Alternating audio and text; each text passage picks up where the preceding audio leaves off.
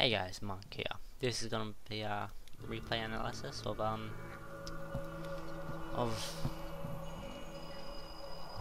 this game. I can't remember who won or lost it, so I'll be surprised. I'm doing this replay analysis just to inform and educate you guys on how I look up my replays and how I go about them. I'll just say it off the bat. There's three things that determine why you won or why you lost, in my eyes at least. Number one is how many workers you have. If you constantly lag behind your opponent is 10 or 20 worker lead, then that's what you've got to work on. If you're constantly ahead, you just play like you usually do. I find workers really, as Zerg, I find them when to drone and when to make units. They're relatively easy to work out when you should do which. So once you get the hang of that, you can just look at the look at your replays of when you first began, when you are now, just to give yourself an idea of why you shouldn't overcommit to drones, which is you have no army, and why you shouldn't overcommit to your army, which you have no drones, so you have no economy. The second one is where you pick your battles. That includes chokes, where all your army is firing, all his army is not. You have the superior position as compared to your opponent. And then likewise, if all your units aren't shooting, and like all your melee, like your Zerglings and Ultralisks, say, aren't attacking and just skidding around in the back where your ranged units are firing, you generally are going to lose the battle if you don't have all your forces committing. I'm not going to really commentate this game. It's more of a get to know how I look at my replays, and how I go about looking at them and seeing how I lose, like why I lost or why I won. The third thing is your macro. One of the most important things for Zerg is injecting. Queen sitting there, you just go back to the end of the game. You look at how much energy does your queens have.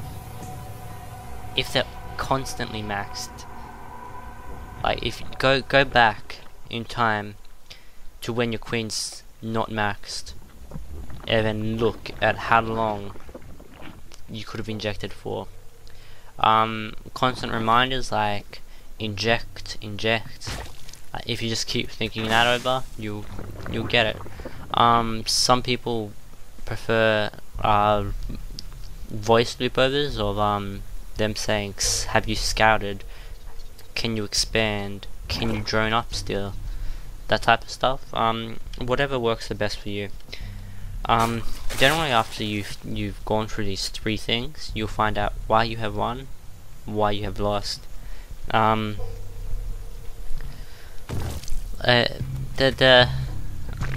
guess you could say there is more, like scouting, responses, that type of thing. But these are just the three basic things. Like pretty much you can just go blind, Roach Hydra, and win pretty much. It's just at silver level you don't really need to scout what they're doing all the time per se.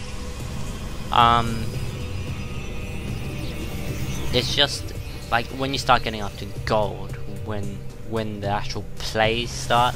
Like scouting is still important in silver, but you can, once you've played plenty of games, you generally know what the person is doing after just looking in their base once with your drone scout and with your sacrificial overlord.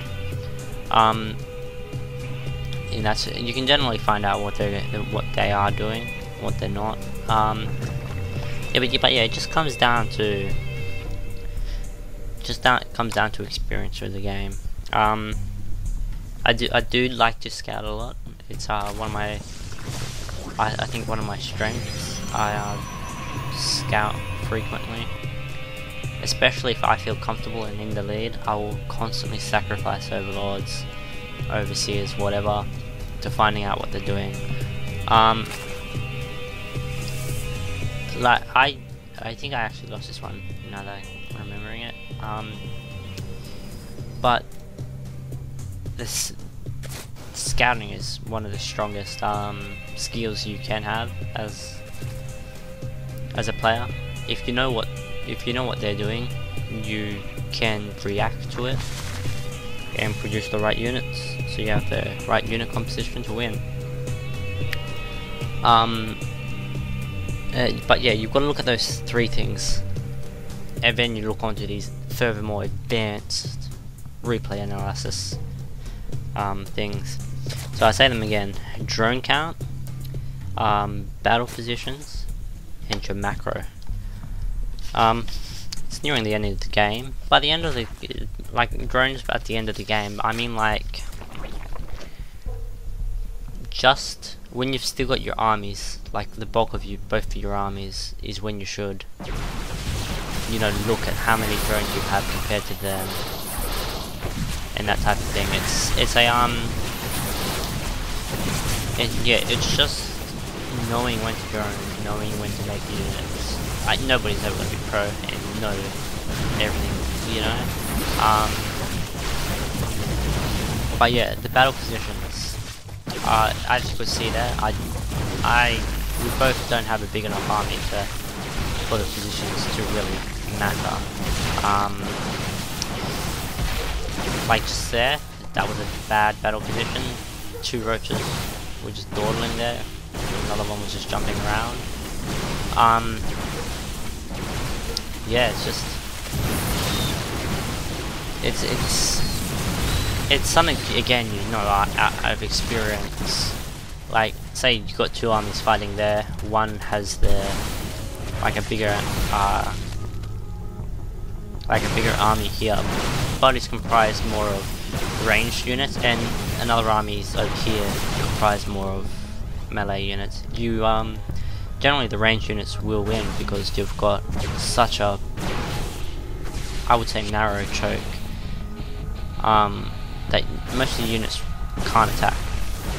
Same as with rams. If you've got mainly melee units like Zerglings, that's why most people can't push up Protoss's ramp when they've got a Zergling station there. I mean the Zealot. The Zealot just does way too much damage per single target, and anything more is just yeah, just not worth it. Finally the macro. Yeah, it's a pretty simple concept, hard to like make yourself aware of injecting, and then your larvae management and all that, while microing as well. I don't tend to micro. I tend to just want to focus on macro and then micro when I get a lot better. Definitely I've got 3 larvae sitting there right now, 400 minerals, 15 supply. What's happening? And I'm paying attention because I injected. Yeah, it's just you've got a macro, not letting more than 2-3 larvae at once, especially at low, like at the low supply. Having 2 or 3 larvae is just really bad. Like, look, 300, 200 minerals now, and I didn't spend anything. So it's definitely something you need to look for. Now I'm scouting. I died to a 5-gate push because look, what do I know? Oh yeah, he's got 2 gates and a cycle. I got 2 overlords that could have sacrificed themselves around this time.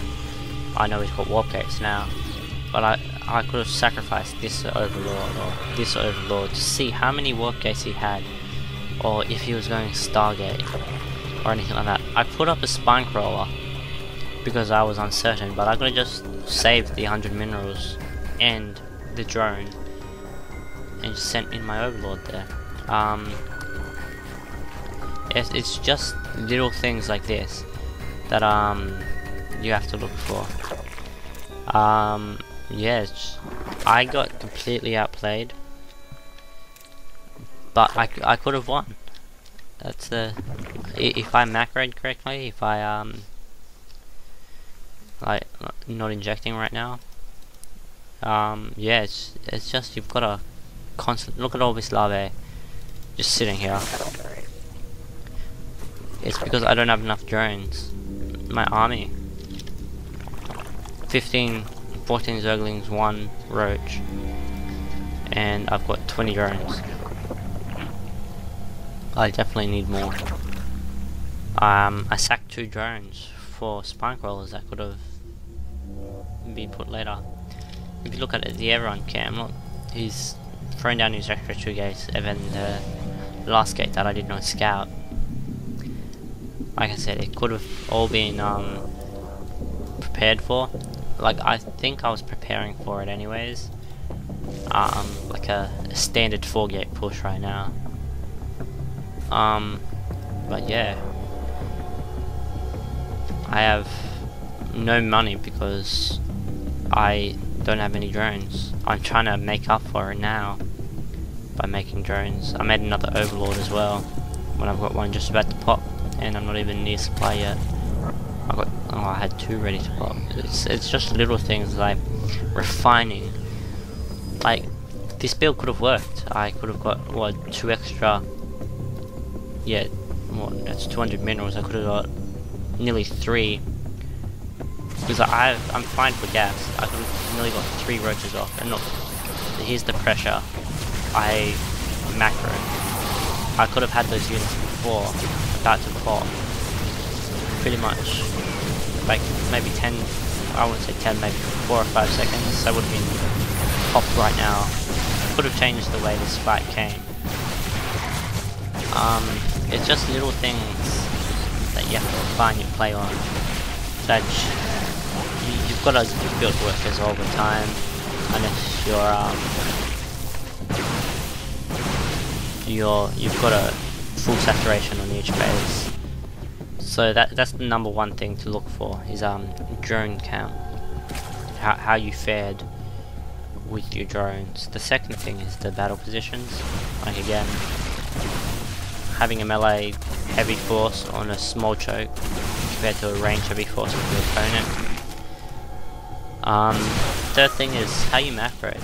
After you find out these 3 things, you can generally find out why you lost or why you won.